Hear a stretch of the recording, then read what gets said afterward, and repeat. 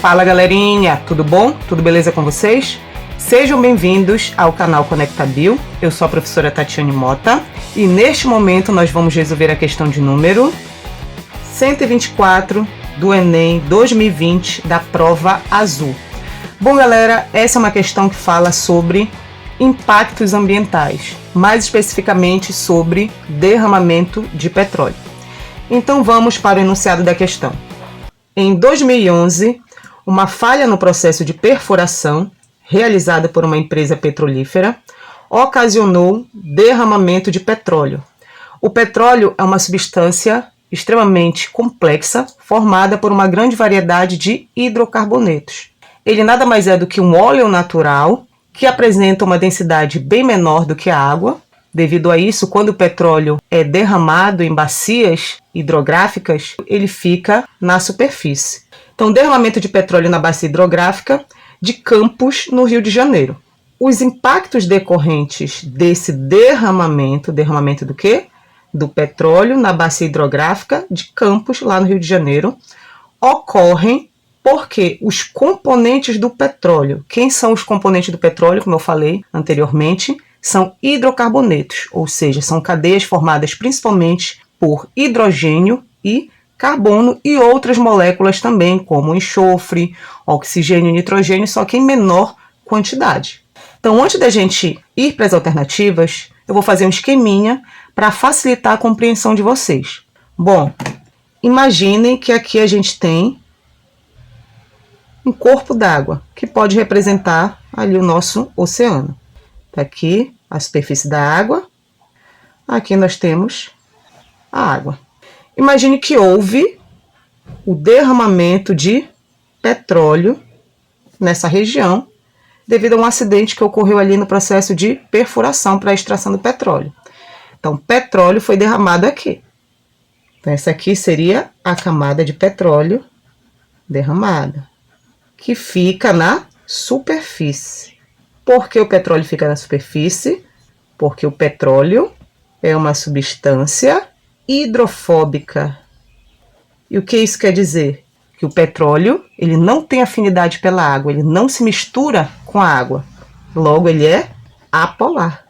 Enquanto que a água é uma molécula polar.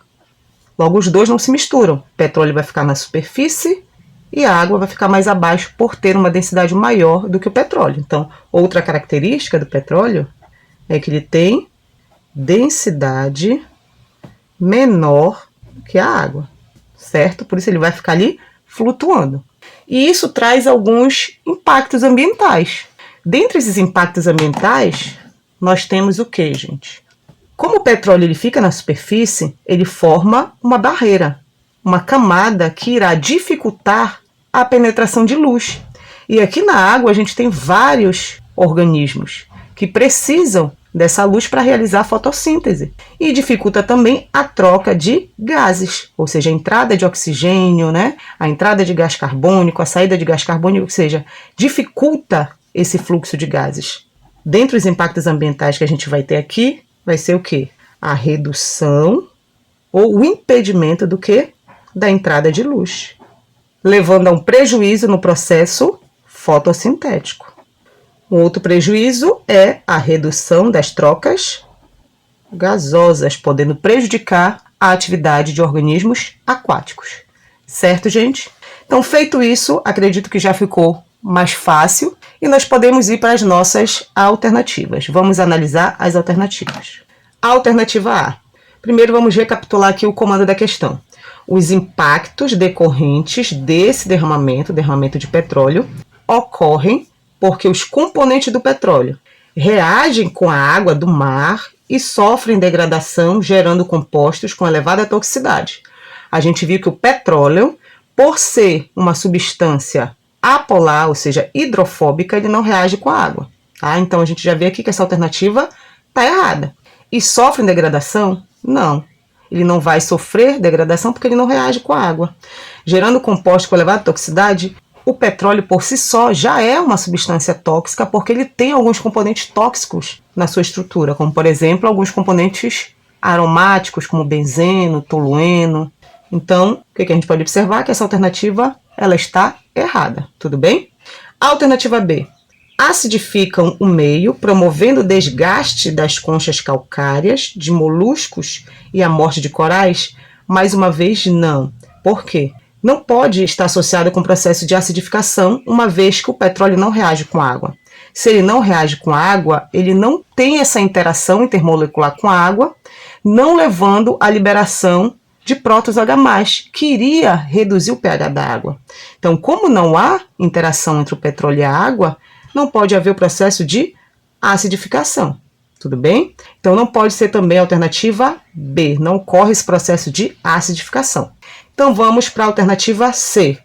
Dissolvem-se na água. Mais uma vez, não se dissolve na água porque o petróleo é hidrofóbico, é apolar e a água é polar, causando a mortandade dos seres marinhos por ingestão d'água contaminada? Não. Tá? A alternativa também está incorreta. Vamos para a alternativa D. Tem caráter hidrofóbico?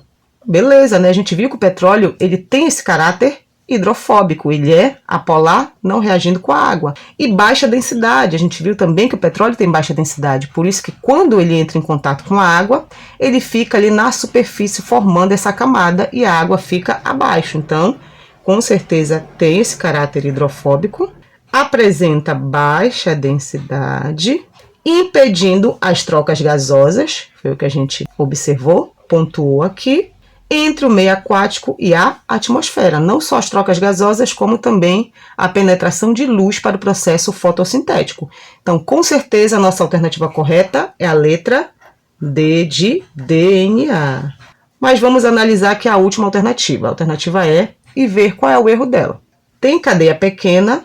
Não, a gente sabe que os hidrocarbonetos que compõem o petróleo ele apresentam uma grande variedade de átomos de carbono, que variam de 2 a 70 átomos de carbono, então não é cadeia pequena, não é só cadeia pequena, são vários tipos de cadeia, e elevada volatilidade, contaminando a atmosfera local e regional em função dos ventos nas orlas marítimas. Não, gente, essa alternativa E também está incorreta.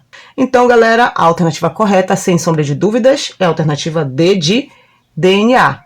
Então, galera, se vocês gostaram dessa resolução, se vocês gostaram desse vídeo, não esqueçam de deixar o like aqui no canal, façam comentários, os comentários de vocês são muito importantes para que a gente possa continuar gravando vídeos que supram as necessidades e as expectativas de vocês e também para tirar as dúvidas de vocês. Espero que tenham gostado e até o próximo vídeo. Tchau, tchau!